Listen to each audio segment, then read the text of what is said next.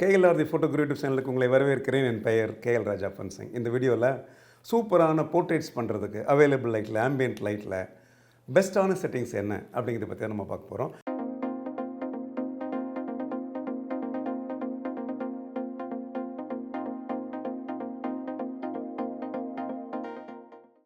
நம்மள நிறைய பேர் போர்ட்ரேட்ஸ் பண்ணுறோம். பர்டிகுலர்லி ஃபோட்டோகிராஃபி ஆரம்பித்து பண்ணும்போது மனிதர்களுடைய படங்கள் அப்படிங்கிறது அதில் ரொம்ப பெரும்பாலும் இடம்பெறக்கூடிய ஒரு விஷயமா இருக்கும் அப்படிங்கிறது உங்களுக்கு தெரியும். ஸோ போர்ட்ரேட்ஸ் அப்படிங்கிறது ஒரு பியூட்டிஃபுல்லான ஒரு பீப்புளுடைய ரெப்ரசன்டேஷன் உள்ள ஒரு அருமையான ஒரு படம். இந்த வீடியோ பர்டிகுலர்லி நீங்கள் அவைலபிள் லைட்டை யூஸ் பண்ணி, ஆம்பியன்ட் லைட்டை யூஸ் பண்ணி, அதாவது கண்டினியூஸ் லைட்டை யூஸ் பண்ணி எடுக்கக்கூடிய படங்களுக்கு உள்ள செட்டிங்ஸை பற்றி நான் பேச போகிறேன். அண்ட் ஃப்ளாஷ் பற்றி ஒரு செட்டிங்ஸ் அது தனியாக இன்னொரு வீடியோவில் நம்ம பார்க்கலாம். ஆக்சுவலாக ஒரு ஆம்பியன்ட் லைட்டை யூஸ் பண்ணி நீங்கள் படம் எடுக்கிறதா இருந்துச்சு அப்படின்னா உங்களுடைய கேமராவுடைய செட்டிங்ஸை நீங்கள் ஆன் பண்ணிக்கோங்க. ஆன் பண்ணிட்டு என்ன மோடில் எடுக்கலாம் அப்படின்னு பார்த்தீங்கன்னா, மேனுவல் மோடில் எடுத்திங்கன்னா கொஞ்சம் பெட்டராக இருக்கும் உங்களுக்கு.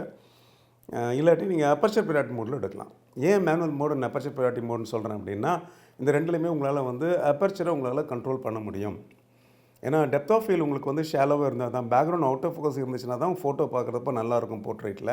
அப்போ அப்பர்ச்சரில் நம்ம கையில் எடுத்துக்கிறது நமக்கு நல்லது இல்லையா? அதனால் சப்போஸ் உங்கள்கிட்ட இது மாதிரி ஒரு ப்ரைம் லென்ஸ் இருக்குது. அந்த ப்ரைம் லென்ஸ் 1.8 வரைக்கும் உங்களுக்கு ஓப்பன் ஆகும் அப்படின்னா 1.8 சூஸ் பண்ணி படம் எடுத்திங்க அப்படின்னா பேக்ரவுண்ட் அவுட் ஆஃப் ஃபோக்கஸ் ஆகிறது ஈஸி இல்லையா உங்களுக்கு?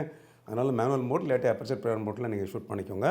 அண்ட் ஐஎஸ்ஓ பொறுத்தளவுக்கு நீங்கள் depending upon the lighting condition ஆக்சுவலாக இல்லை, அது நல்ல ஒரு பிரைட் லைட் கண்டிஷனாக இருந்துச்சுன்னா 100 கூட நீங்கள் ஷூட் பண்ணலாம். ரொம்ப லோ லைட் கண்டிஷனாக இருந்துச்சுன்னா ஒரு 800 வரைக்கும் கூட நீங்கள் போய்க்கலாம். ஸோ அதனால் ஐஎஸ்ஓடைய வேரியேஷன்ஸ் அப்படிங்கிறது ஆஸ் அன் ஆவரேஜ் நீங்கள் ஒரு 400 அப்படிங்கிற மாதிரி நீங்கள் செலக்ட் பண்ணிக்கலாம். ஷட்டர் ஸ்பீட் பொறுத்தளவுக்கு கேமரா ஷேக்கை நம்ம அவாய்ட் பண்ணணும் அப்படிங்கிறது தான் முக்கியமான ஒரு பாயிண்ட். ஏன்னா நிறைய படங்கள் நம்ம கேமரா கையில் வச்சு எடுப்போம். அந்த கையில் வச்சு எடுக்கிறது அப்படிங்கிறது நமக்கு ரொம்ப வசதியாக இருக்கும் இல்லையா, கம்ஃபர்டபுளாக இருக்கும். அதனால் ஒரு ஹரிசாண்டல் எடுக்கிறதோ வெர்டிக்கல் எடுக்கிறதோ ஈஸியாக நமக்கு இருக்கும். அதனால் ஷட்டர் ஸ்பீட் அப்படிங்கிறத என்ன லென்ஸ் நீங்கள் பயன்படுத்துகிறீங்களோ அதனோட 2 மடங்கு அதிகமாக இருக்க மாதிரி பார்த்துக்கோங்க. சப்போஸ் நீங்கள் ஒரு 50 mm வச்சு நீங்கள் எடுத்தீங்க அப்படின்னா அட்லீஸ்ட் நீங்கள் என்ன பண்ணீங்க, ஒரு 100ல் வச்சு எடுக்கிறதுக்கு நீங்கள் ட்ரை பண்ணுங்கள். இது பேசிக்காக ஒரு ரெஃபரன்ஸாக நீங்கள் வச்சுக்கலாம். ஸோ தட் உங்களுக்கு கேமரா ஷேக் வராமல் இருக்கும். ஆன் டாப் ஆஃப் இட் என்ன பண்ணிக்கலாம், நீங்கள் ஐஎஸ் கூட ஆன் பண்ணிக்கலாம், இமேஜ் ஸ்டெபிலைசேஷன் ஆன் பண்ணிக்கலாம். இல்லை மிரர்லெஸ் கேமரா இது மாதிரி வச்சு எடுத்தீங்க அப்படின்னா ஆட்டோமேட்டிக்காக உங்களுக்கு மிரர்லெஸில் உங்களுக்கு ஸ்டெபிலைசேஷன் உங்களுக்கு ஆனாக இருக்கும். இதெல்லாம் நம்ம ரெகுலராக பண்ண வேண்டிய முக்கியமான சில விஷயங்கள். அப்புறம் நீங்கள் பார்த்தீங்க அப்படின்னா ஒயிட் பேலன்ஸ் இருக்கும்போது நல்ல பிரைட் லைட் கண்டிஷனாக இருந்துச்சு, அது சன்லைட்டாக தான் இருந்துச்சு அப்படின்னா என்ன பண்ணிக்கலாம், நீங்கள் அந்த சன்லைட்டோட ஒயிட் பேலன்ஸ் நீங்கள் சூஸ் பண்ணிக்கலாம். இல்லை ஷேடில் எடுத்திங்கன்னா ஷேடில் செலக்ட் பண்ணிக்கலாம். இல்லை டங்ஸ்டனில் எடுத்திங்கன்னா டங்ஸ்டன்றது எந்த மாதிரி லைட்டிங் கண்டிஷன் எடுக்கிறீங்களோ அந்த மாதிரி லைட்டிங் கண்டிஷன் உள்ளதை நீங்கள் செலக்ட் பண்ணிக்கலாம். இல்லை இதெல்லாம் கொஞ்சம் காம்ப்ளிகேட்டாக இருக்குன்னு ஃபீல் பண்ணிங்க அப்படின்னா நீங்கள் ஆட்டோமேட்டிக் ஒயிட் பேலன்ஸ் கூட நீங்கள் செலக்ட் பண்ணிக்கலாம். அதில் எந்த விதமான ப்ராப்ளமும் கிடையாது ஆக்சுவலாக. அண்ட் இந்த ஒயிட் பேலன்ஸ் பொறுத்தளவுக்கு நீங்கள் கேமராவில் நீங்கள் குவாலிட்டி நீங்கள் ராவில் ஷூட் பண்ணிங்க அப்படின்னா, ராவில் தான் நீங்கள் ஷூட் பண்ணணும். ராவில் ஷூட் பண்ணிங்கன்னா உங்களுக்கு ஒயிட் பேலன்ஸ் அப்படி இப்படி இருந்தால் கூட என்ன பண்ணிக்கலாம், நம்ம போஸ்ட் ப்ரொடக்ஷனில் அதை என்ன பண்ணிக்கலாம், நெயில் பண்ணிக்கலாம், அதை நம்ம சரி பண்ணிக்கலாம். ஆக்சுவலாக அது ஒரு பெரிய ப்ராப்ளமாக நமக்கு இருக்காது. அதுக்கப்புறம் பிக்சர் ஸ்டைல்னு பார்த்திங்க அப்படின்னா பீப்புள் ஷாட் அப்படிங்கிறதுனால நீங்கள் போர்ட்ரேட் செலக்ட் பண்ணிக்கலாம். போர்ட்ரேட் பிக்சர் செலக்ட் பண்ணும்போது படம் உங்களுக்கு பார்க்குறப்ப உங்களுக்கு சாஃப்டாக ஸ்மூத்தாக இருக்கும் ஸ்கின் டோன்லாம். அண்ட் கான்ட்ராஸ்ட் கொஞ்சம் கம்மியாக இருக்கும். அப்புறம் லைக் மற்ற விஷயங்கள் போகிற பார்த்திங்கன்னா ஒரு போர்ட்ரேட்டுக்கு எப்படி இருக்கணுமோ அந்த மாதிரி கேமரா என்ன பண்ணணும், ஜேபிஜி ஃபைல்ஸை உங்களுக்கு ப்ராசஸ் பண்ணி கொடுக்கும். இங்கேயும் நீங்கள் ரால் எடுக்கும்போது பார்த்தீங்கன்னா அங்கே பிக்சர் ஸ்டைலுக்கு ஒரு பெரிய மேட்ரு கிடையாது. ஜேபிஜி ஷூட்டர் என்ன பண்ணிக்கணும், நீங்கள் கட்டாயமாக நீங்கள் அதை போர்ட்ரேட்டில் வச்சு எடுத்திங்கன்னா அது உங்களுக்கு பிரமாதமாக இருக்கும். அடுத்தது ஆட்டோ ஃபோக்கஸ் மோட் அப்படிங்கிறது உங்கள் சப்ஜெக்ட் மூவ் ஆகாமல் இருந்துச்சு அப்படின்னா நீங்கள் ஒன் ஷாட்டில் வச்சு எடுத்துக்கலாம். நீங்கள் இல்லை சப்ஜெக்ட் மூவ் பண்ணுது, இல்லை ஒரு ஆக்ஷன் பண்ணுது அப்படின்னா அந்த சமயத்தில் என்ன பண்ணிக்கலாம், நீங்கள் சர்வோ போய்க்கலாம். ஆக்சுவலாக ஓகே, கேனன் கேமரா இருந்துச்சுன்னா நீங்கள் சர்வோ போய்க்கலாம். மற்ற கேமரா இருந்துச்சுன்னா நீங்கள் ஏஎஃப்சின்னு சொல்லக்கூடிய அது விஷயம் போய்க்கலாம். நீங்கள் ஃபோக்கஸ் பாயிண்ட் செலெக்ஷனில் ரொம்ப ரொம்ப கேர்ஃபுல்லாக இருக்கணும். ஃபோக்கஸ் பாயிண்ட் செலெக்ஷன் அப்படிங்கிறது சிங்கிள் பாயிண்ட் ஃபோக்கஸ் நீங்கள் செலக்ட் பண்ணிவிட்டு அந்த சிங்கிள் பாயிண்ட் எடுத்து சப்ஜெக்டினுடைய கண்ணில் வச்சு நீங்கள் ஃபோக்கஸ் பண்ணணும். முக்கியமான பாயிண்ட் அது. அண்ட் மிரர்லெஸ் கேமரா இது மாதிரி வச்சுருந்தீங்க அப்படின்னா நீங்கள் என்ன பண்ணிக்கலாம், அதில் ஐ ஃபோக்கஸ் ஆக்டிவேட் பண்ணிக்கலாம். ஸோ அது ஆட்டோமேட்டிக்கலி கேமரா என்ன பண்ணணும்னு கேட்டிங்கன்னா யாரை நீங்கள் ஷூட் பண்ணுறீங்களோ அவங்களுடைய கண்ணில் உங்களுக்கு ஃபோக்கஸ் பண்ணிவிடும். அண்ட் அது மூவிங் சப்ஜெக்டாக இருந்துச்சுன்னா என்ன பண்ணலாம், நீங்கள் அதில் ட்ராக்கிங் கூட நீங்கள் ஆக்டிவேட் பண்ணிக்கலாம். ஸோ தட் சப்ஜெக்ட் லைட்டாக அப்படி இப்படி லெஃப்ட் ரைட் மூவ் பண்ணும்போது கேமரா என்ன பண்ணும், ஆட்டோமேட்டிக்காக கண்களை ஃபாலோ பண்ணி இந்த ஃபோக்கஸை உங்களுக்கு சூப்பராக செட் பண்ணுறதுக்கு வாய்ப்புகள் இருக்குது. இது உங்களுக்கு ஃபோக்கஸிங் பொறுத்தவரைக்கும் நீங்கள் தெரிஞ்சுக்க வேண்டிய விஷயங்கள். ஸோ உங்கள் எல்லாருக்குமே தெரியும் கேஎல்ஆர் தி ஃபோட்டோ குரு அப்படின்னு சொல்லிட்டு ஒரு ஃபோட்டோகிராஃபிக் அப்ளிகேஷன் நான் லான்ச் பண்ணியிருக்கேன். ஆக்சுவலாக ஃபோட்டோகிராஃபிக் லேர்னிங் அப்ளிகேஷன், அதாவது ஃபோட்டோகிராஃபியை நீங்கள் படிக்கிறதுக்கு மற்றும் ஒரு எளிய ஈஸியான ஒரு வழி. ஓகே, சோஷியல் மீடியாவில் இருக்கிறது உங்களுக்கு இன்டர்நெட் பேஸ்டான ஒரு அப்ளிகேஷன், டிஜிட்டல் அப்ளிகேஷன் அப்படிங்கிறதுனால உங்களால் வந்து ஃபோனை வச்சு இது பண்ண முடியும் இல்லையா? அதனால் இது வரைக்கும் நீங்கள் கேஎல்ஆர் தி ஃபோட்டோ குருவுடைய ஃபோட்டோகிராஃபிக் லேர்னிங் அப்ளிகேஷன் டவுன்லோட் பண்ணாமல் இருந்தீங்கன்னா இம்மீடியட்டாக டவுன்லோட் பண்ணி வைங்க. டவுன்லோட் பண்ணதுக்கப்புறம் நீங்கள் சைன்இன் பண்ணுங்கள். அப்போ தான் எங்களுடைய என்டையர் ஆக்டிவிட்டீஸ் உங்களுக்கு தெரியும். ஆக்சுவலாக ஒரு பியூட்டிஃபுல்லான ஒரு அப்ளிகேஷன். நிறைய கோர்சஸ் இதில் நான் அனௌன்ஸ் பண்ணியிருக்கேன். நிறைய ஃப்ரீ வீடியோஸ் அதில் நான் போஸ்ட் பண்ணியிருக்கேன். ஆக்சுவலாக நிறைய சேட்டிங் ஃபெசிலிட்டிஸ் இதில் இருக்குது. உங்கள் டவுட்ஸ்லாம் கூட அதில் நீங்கள் கேட்கலாம். ஆக்சுவலாக ஓகே, இதை பற்றி தனியாக நான் வந்து ஒரு வீடியோ போட்டிருக்கேன். ஓகே, முடிஞ்சால் நீங்கள் பாருங்கள். பட் பிஃபோர் தட் என்ன பண்ணுங்கள், கேஎல்ஆர் தி ஃபோட்டோ குருனுடைய லேர்னிங் அப்ளிகேஷன் இப்போதைக்கு ஆண்ட்ராய்டு பிளாட்ஃபார்மில் அது லான்ச் பண்ணியிருக்கோம். கூடிய சீக்கிரத்தில் வந்து ஆப்பிள் பிளாட்ஃபார்ம்லேயும் உங்களுக்கு அவைலபிளாக இருக்கும். அதை பாருங்களேன், பார்த்துட்டு ஒரு ஃபீட்பேக் எழுதுங்களேன். Okay, good. அப்புறம் மீட்டரிங் மோடுங்கிறது I think spot meter will be better. என்னை பொறுத்தளவுக்கு வந்து போர்ட்ரேட் பண்ணும்போது நீங்கள் ஸ்பாட் மீட்டர் யூஸ் பண்ணிவிட்டு இந்த கன்னத்தில் இந்த இடத்துல வச்சு நீங்கள் ரீடிங் எடுத்துக்கலாம் நீங்கள். ஸோ தட் வந்து அது கிட்டத்தட்ட ஒரு மிட்டோனுக்கு மேட்ச் ஆகிற மாதிரி இருக்கும். அப்போ வந்து ப்ராப்ளம் இருக்காது. உங்கள் கேமராவில் சப்போஸ் ஸ்பாட் மீட்டர் இல்லை அப்படின்னா நீங்கள் என்ன பண்ணிக்கலாம், கேனன் கேமராவாக இருந்துச்சுன்னா நீங்கள் பார்ஷியல் மீட்டரிங் யூஸ் பண்ணிக்கலாம். மீதி பேர் எல்லாமே கட்டாயமாக ஸ்பாட் மீட்டர் இருக்கும். மிச்ச கேமராலாம் உங்களுக்கு பார்த்தீங்கன்னா ஸ்பாட் மீட்டர் இருக்கும்.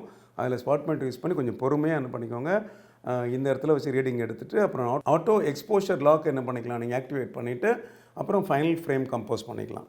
இப்போது நான் சொன்னேன் பார்த்தீங்களா உங்களுக்கு, நீங்கள் ஸ்பாட் மீட்டர் ஆக்டிவேட் பண்ணுறீங்க, சிங்கிள் பாயிண்ட் ஃபோக்கஸ் ஆக்டிவேட் பண்ணுறீங்க அப்படின்னா இந்த இடத்துல வச்சு ரீடிங் எடுத்துக்கோங்க. அதுக்கப்புறம் கேமராவுக்கு பின்னாடி பார்த்தீங்கன்னா உங்களுக்கு கேனன் கேமராவில் வந்து ஸ்டார் பட்டன் ஒன்று இருக்கும். உங்களுக்கு ஸ்டார் பட்டனை ப்ரெஸ் பண்ணிங்கன்னா நீங்கள் செலக்ட் பண்ண அந்த இடத்துல உள்ள மீட்டரிங் வந்து உங்களுக்கு லாக் ஆகிடும் ப்ரெஸ் பண்ண உடனே. மிச்ச கேமரா யூஸ் பண்ணிங்க அப்படின்னா ஏஇஎல்னு ஒரு பட்டன் பின்னாடி இருக்கும் உங்களுக்கு. நிக்கானோ, சோனியோ, அதர் கேமராஸ் நீங்கள் யூஸ் பண்ணும்போது அந்த ஆட்டோமேட்டிக் எக்ஸ்போஷர் லாக் பட்டன் என்ன பண்ணிக்கலாம், நீங்கள் ப்ரெஸ் பண்ணிவிட்டு ஹோல்ட் பண்ணிட்டீங்க அப்படின்னா அப்போ அந்த எக்ஸ்போஷர் வந்து உங்களுக்கு சேஞ்ச் ஆகாது. அது கூட நீங்கள் வந்து டெஃபினட்டாக நீங்கள் ரெகுலராக நீங்கள் அதை பார்த்து பண்ணுறதுக்கு யூஸ்ஃபுல்லாக இருக்கும். ஸ்மார்ட் மீட்டர் பயன்படுத்துங்க. ட்ரைவ் மோட் பொறுத்தளவுக்கு one shot should be okay. One shot அப்படிங்கிறது எப்படின்னா உங்களுக்கு சப்ஜெக்ட் மூவ் ஆகலை அப்படிங்கும்போது அதில் நம்ம கண்டினியூஸ் ஷாட் இருக்குன்னு அவசியம் இல்லை பார்த்தீங்களா. அப்போ ட்ரைவ் மோடில் போய் என்ன பண்ணிக்கோங்க, நிக்கான் இருந்துச்சுன்னா ரிலீஸ் மோட் இல்லையா, அங்கே போய்ட்டு ஒரு ஃப்ரேம் எடுக்கிற மாதிரி செலக்ட் பண்ணிக்கோங்க. ஆக்சுவலாக சப்போஸ் வந்து அதில் ஒரு ஆக்ஷன் இருக்குது, அந்த கண்டினியூஸாக ஒரு ஆக்ஷன் இருக்குது, அதில் பெஸ்ட் ஆஃப் த ஆக்ஷன் எனக்கு வேணும் அப்படின்னு நினச்சிங்கன்னா அந்த நேரத்தில் என்ன பண்ணிக்கலாம், நீங்கள் ட்ரைவ் மோட் எடுத்துன்னு போயிட்டீங்க வந்து கண்டினியூஸில் வச்சுக்கலாம். அவ்வளோதான், தட்ஸ் ஆல். இந்த மாதிரி உள்ள சில விஷயத்தை நீங்கள் என்ன பண்ணிக்கலாம், நீங்கள் ஒரு போர்ட்ரேட் எடுக்கும்போது அவைலபிள் லைட்டில் எடுக்கிற சமயத்தில் நீங்கள் கட்டாயமாக நீங்கள் ஃபாலோ பண்ணணும். ஸோ கேமரா செட்டிங்ஸ் பற்றியெல்லாம் நான் சொல்லிட்டேன் ஆக்சுவலாக. ஆனால் லென்ஸ் பற்றி ஒன்றுமே சொல்லலையே அப்படின்னு தான் யோசிக்கிறீங்க. எஸ், லென்ஸ் பொறுத்தவரைக்கும் உங்கள்கிட்ட இருக்கக்கூடிய லென்ஸினுடைய லாங்கஸ்ட் ஃபோக்கல் லென்த்தை யூஸ் பண்ணிக்கோங்க. ஆக்சுவலாக கிட் லென்ஸ் பயன்படுத்துனீங்க அப்படின்னா ஒரு 55 வச்சு ஷூட் பண்ணிக்கோங்க. இப்போ நான் இதில் வந்து பிரைம் லென்ஸ் போட்டிருக்கேன், 50 mm போட்டிருக்கேன். இது கூட நீங்கள் யூஸ் பண்ணிக்கலாம். இல்லை உங்கள்கிட்ட வந்து அதை விட லாங்கான ஃபோக்கல் லென்த் இருக்குது, உங்களுக்கு 70 இருக்குது, இல்லை 85 இருக்குது, இல்லை 105 இருக்குது, 140 இருந்துச்சுன்னா அந்த மாதிரி லாங்கஸ்ட் ஃபோக்கல் லென்த்து யூஸ் பண்ணிவிட்டு கொஞ்சம் நல்லா பின்னாடி போய்ட்டு என்ன பண்ணிக்கோங்க, ஃபோட்டோ எடுத்தீங்க அப்படின்னா இப்போ பேக்ரவுண்ட்லாம் உங்களுக்கு சூப்பராக உங்களுக்கு அவுட்டோ ஃபோக்கஸ் ஆகி வரும். அண்ட் சப்ஜெக்டுடைய பெர்ஸ்பெக்டிவ்னு சொல்லக்கூடிய விஷயமும் டிஸ்டார்ஷன் இல்லாமல் அதனுடைய தோற்ற அமைப்பு வந்து உங்களுக்கு தெளிவாக கிடைக்கும். வைட் ஆங்கிள் யூஸ் பண்ணி நீங்கள் கிட்ட போய்ட்டு போர்ட்ரேட் பண்ணுறதை நீங்கள் மோஸ்ட்லி அவாய்ட் பண்ணலாம் unless there is a specific reason for that. Okay, ஏன்னா வைட் ஆங்கிள் லென்ஸஸ் அதாவது பிலோ 50 நான் சொல்கிறேன். இப்போ 50க்கு கீழே போய் 35, 24 இல்லை 28 இல்லை 18 வச்சு எடுத்திங்க அப்படின்னா நிறைய வந்து முகமோ பாடியோ என்ன கேட்டிங்கன்னா டிஸ்டார்ட் ஆகிடும் ஆக்சுவலாக. ஓகே, அதனால் அது பார்க்குறப்ப வந்து அழகாக இருக்காது ஆக்சுவலாக.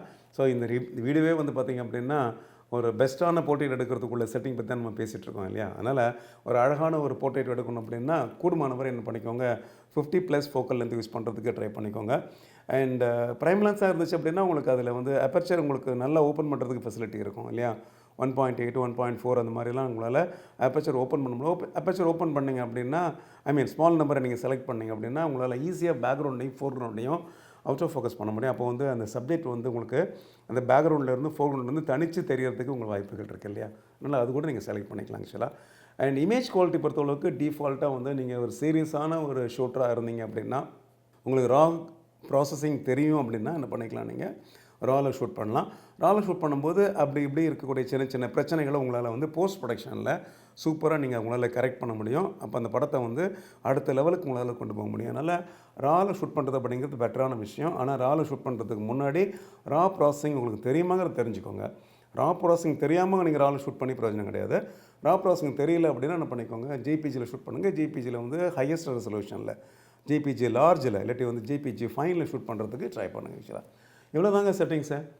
இந்த செட்டிங்ஸை நீங்கள் ஃபாலோ பண்ணிங்கன்னு வச்சுக்கோங்களேன், டெஃபினட்டாக நீங்கள் எடுக்கக்கூடிய போர்ட்ரேட் எல்லாமே ஒரு வேறு லெவலில் இருக்கும் ஆக்சுவலாக. ஓகே, அதனால் என்ன செட்டிங்ஸ் நம்ம கேமராவில் நம்ம செலக்ட் பண்ணுறோம் அப்படிங்கிறது ரொம்ப ரொம்ப இம்பார்ட்டன்ட்னா நிறைய செட்டிங்ஸ் நம்ம கேமராஸில் இருக்குது, ஆப்ஷன்ஸ் இருக்குது. செட்டிங்ஸில் நிறைய வேரியபிள்ஸ் இருக்குது, மெனுவில் நிறைய வேரியபிள்ஸ் இருக்குது ஆக்சுவலாக. ஸோ இவ்வளோ வேரியபிள்ஸ் உள்ள ஒரு கேமரா நம்ம கையில் வச்சுருக்கும் போது அந்த கேமராவில் உள்ள செட்டிங்ஸை நம்ம கரெக்டாக செலக்ட் பண்ணி சூஸ் பண்ண தானே நமக்கு வேண்டிய மாதிரி படங்கள் கிடைக்கும் ஆக்சுவலாக. அதுக்காக தான் அந்த வீடியோ. ஸோ இந்த வீடியோ உங்களுக்கு டெஃபினட்டாக யூஸ்ஃபுல்லாக இருக்கும்னு நினைக்கிறேன் ஆக்சுவலாக. ஓகே, ஸோ யூஸ்ஃபுல்லாக இருக்குன்னு ஃபீல் பண்ணிங்க அப்படின்னா வீடியோவை லைக் பண்ணுங்கள், ஃப்ரெண்ட்ஸோட கட்டாயம் ஷேர் பண்ணுங்கள். And KLR the photo Guru YouTube channel இது வரைக்கும் நீங்கள் சப்ஸ்கிரைப் பண்ணாமல் இருந்தீங்க அப்படின்னா இம்மீடியட்டாக சப்ஸ்கிரைப் பண்ணுங்கள், பெல் பட்டனை தட்டி விடுங்க. அப்போ தான் இந்த மாதிரி வீடியோஸ் வந்து உங்களை வந்து சேரும். இன்னும் இந்த மாதிரி இன்ட்ரெஸ்டிங்கான வீடியோஸோட உங்களை நான் மீட் பண்ணுற வரைக்கும் ப்ளீஸ் டேக் கேர்.